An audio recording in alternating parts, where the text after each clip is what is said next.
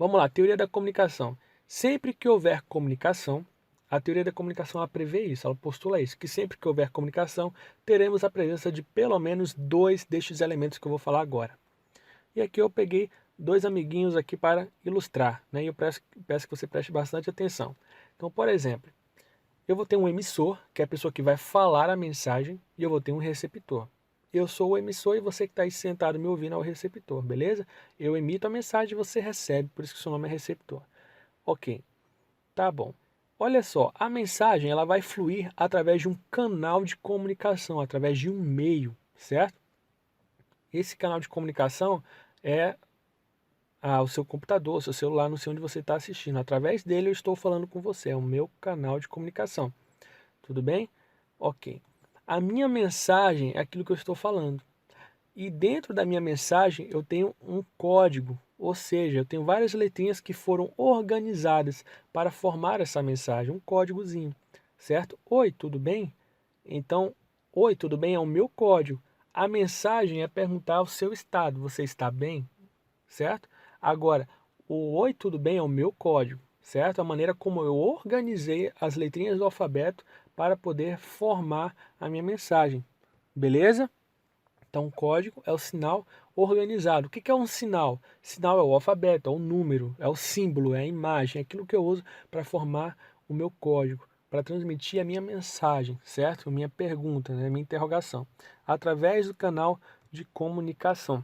Beleza, pessoal? Tá, e o que vem a ser o referente? Pessoal, o referente é o contexto no qual tanto o emissor e o receptor estão inseridos, tá? Então, por exemplo, qual o contexto que nós estamos vivendo agora? Certo? É o contexto de aprendizado. Então, o referente é o referente da mensagem é a aprendizagem. Vocês estão entendendo? O contexto geralmente ele é representado no assunto da mensagem. Ou seja, eu estou transmitindo uma mensagem de instrução, uma mensagem instrutiva, estou ensinando, certo? E o meu referente é a instrução. Vocês estão entendendo? É o assunto. O assunto da mensagem é como se fosse a instrução. Beleza? Então, eu tenho uma mensagem, que é a minha aula. Eu tenho um código, que é a minha voz, as letras que foram projetadas na aula, certo? E eu tenho um referente, o assunto. O assunto é o aprendizado, né? Nesse caso, o que a gente está estudando? Teoria da comunicação. Vocês estão entendendo? Basicamente é isso aí, tá bom? Então, se eu pudesse resumir tudo, eu falaria o quê? O emissor, tá? É o ser, né? Seja a empresa, a pessoa, o animal, né? Que emite a mensagem. Então, a empresa, quando ela quer falar com você, ela coloca uma propaganda, certo? Ela é emissora e você é a receptora dessa propaganda. O animal, quando quer falar com você, ele late, ele transmite uma mensagem, seja para dizer que está com fome ou para pedir para você se afastar, né? E assim por diante. O receptor é aquele que recebe a mensagem, certo? Não preciso nem falar isso aí. É você, sou eu, todo mundo que recebe a propaganda da empresa é o receptor, né? Nós somos receptores. E você que está me ouvindo é o meu receptor, tá? O canal é o meio pelo qual a mensagem caminha, tá? Podem ser desde ondas de som, né? Voz, latido, energia eletromagnética, que é o seu celular. O seu celular usa energia eletromagnética para poder fazer as ligações, cabos de fibra ótica, tá? Para internet, ondas de rádio, no caso dos satélites, tudo bem? Então eu vou usar canais, meios para me comunicar. Que meios são esses? Canais de comunicação, tá bom? O código, eu uso sinais, tá? Escrita, fala, gestos, tudo aquilo que eu uso para poder me comunicar com você. Nesse meu caso de oi, tudo bem, do nosso exemplo aqui em cima, eu usei o alfabeto, oi, tudo bem? E usei alguns sinais de pontuação, a interrogação, a vírgula, certo? Assim por diante. Beleza? Então, basicamente, senhores, o meu código é isso aí, é o recurso que eu uso para construir a mensagem. E a mensagem ela pode ser sonora, visual, táctil, olfativa, gustativa, tá? Eu posso transmitir a mensagem nesses dispositivos sensoriais aqui. O código se torna mensagem a partir do momento que começa a percorrer pelo canal. Caso contrário, ele é só um código. Eu posso ter uma carta na minha mão e essa carta ficar guardada durante 50 anos. Ela não vai ser uma mensagem, porque ela não vai ter destino nenhum, tá? Ela é só um código guardado. No momento que eu colocar no correio, aí sim, ela começou a fluir pelo canal, ela está fazendo papel de mensagem, certo? A mesma coisa, o WhatsApp. Você escreve lá no WhatsApp um código, uma sequência de códigos, certo? Várias palavras, né, organizadas em sinais, vários códigos organizados em sinais, e você manda, certo? digamos que falte a internet e a mensagem não é enviada, aquilo é só um código, não é uma mensagem. É uma mensagem a partir do momento que o sinal volta né, aquilo que você tentou passar chega no destinatário. A mensagem tem que percorrer, ou melhor, o código tem que percorrer o canal de comunicação para ser chamado de mensagem. Tudo bem? E o referente ao contexto, eu já disse, né, o contexto no qual estão inseridos o emissor e o receptor da mensagem. O contexto geralmente está representado no assunto da mensagem. Certo? Beleza. Essa é a teoria da comunicação. É importante saber? É importante saber. Não é essencial, mas é importante saber. Tá, pessoal?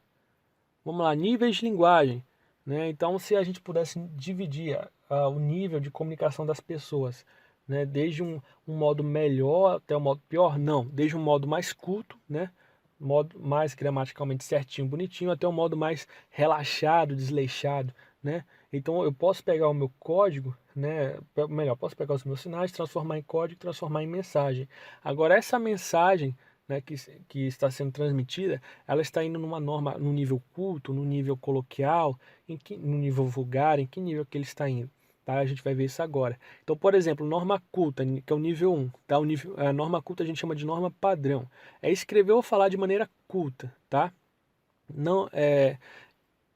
E quando eu falo que é escrever ou falar de maneira culta, não é fazer uso de palavras rebuscadas. Na verdade, é seguir rigorosamente as regras gramaticais, ainda que na simplicidade. Então você escreve uma frase muito simples, mas se ela estiver gramaticalmente correta, você está escrevendo na norma culta. E aí esse é o grande problema das pessoas que fazem redação hoje em dia, porque elas querem escrever na norma culta usando palavras rebuscadas. E na verdade, quando o seu corretor coloca lá no edital que é a norma culta, ele quer que você escreva da maneira gramatical correta. Só isso, tá? Você não tem que ficar inventando, buscando palavras, né? Enfim, não tem. Então, por exemplo, olha, tá na cara que eles não teve peito de encarar os ladrão. Isso, não preciso nem falar que está gramaticalmente errado. Se você assistiu todas as aulas até aqui e você chegou aqui dizendo que isso aqui está certo, você perdeu seu tempo de vida, tá? Então isso aqui está errado, lógico que está errado, né? Gramaticalmente isso aqui está errado. O verbo está conjugado errado e assim por diante. Ao que me parece, faltou a vocês coragem, gramaticalmente correto, tá? Aqui está na norma culta, certo? Nós queremos que vocês cheguem logo. Tá vendo? Uma frase simples, mas foi escrita de maneira correta, os verbos conjugados da maneira correta, né? Tudo bonitinho, ok, gramaticalmente correto. Agora tá na cara que eles não teve peito de encarar os ladrão. Senhores, gramaticalmente errado. Não é norma culta, não é nível 1. Tá? Nível 2, linguagem coloquial, informal ou popular, ou seja, aquela que a gente usa no nosso dia a dia, na conversa entre amigos, né? Conversa pelo celular. Ou seja, aquela linguagem que não tem muito compromisso com a gramática. Por exemplo, nós queremos que vocês cheguem logo, tá? Isso aqui tá gramaticalmente correto. Agora olha isso aqui, ó. A gente quer que vocês cheguem logo. Tá certo isso aí? Tá certo, tá? De um Tá certo. Só que o que que acontece? A gente chama de linguagem informal porque você usou a palavrinha agente para se referir ao termo nós.